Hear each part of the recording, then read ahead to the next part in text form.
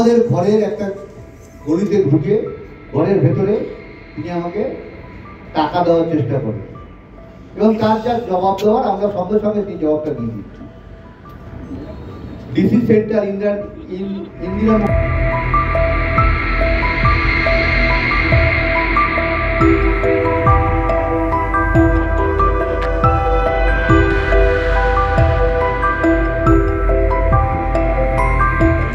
আমি 6:30 থেকে 7টার মধ্যে এফআইআর করলাম।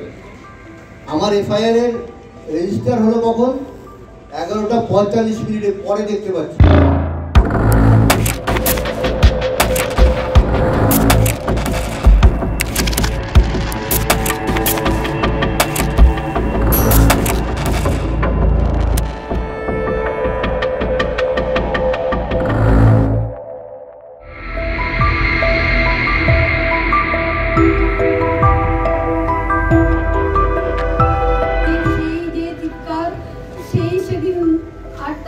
সেই কান্না, সে যে মামা করে কত কেটেছিল সেই কান্না আমি এখনো বলতে, সেদিন শুনতে পাইনি, কিন্তু প্রতি রাতে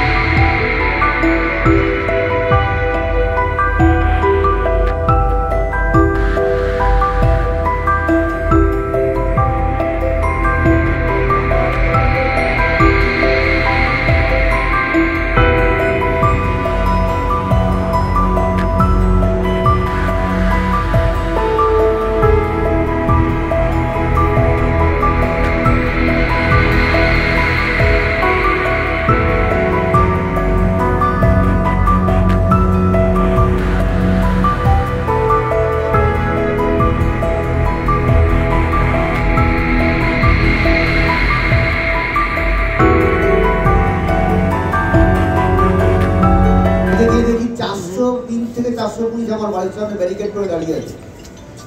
কিন্তু এরকম অবস্থায় আমাদের আর কোনো কিছু করার ছিল না। বাধ্য হয়ে আমরা মেয়ের দেহ দাহ করতে বাধ্য হই। কিন্তু এখানেও একটা আমার প্রশ্ন, আমার মেয়ে আজকে সেদিন মারা গেছে, শ্মশানের যে খরচ, সেই খরচটা ফ্রি করে দিয়েছে কারা? আমরা জানতে পারিনি কিন্তু আজ পর্যন্ত। কেন করা হয়েছে? কেন? আমার মেয়ে আত্মার পর্যন্ত খুব কষ্ট হয়েছে যে লাস্ট শেষ সময়ও তো সে ভেবে গেছে যে আমার ভাবি এই কত টাকা ভাবি খরচা করতে পারলো না। কি মর্মান্তিক ছিল সেই দিনটা আমার কাছে। এর প্রশ্নের উত্তরটা আবার কে দেবে?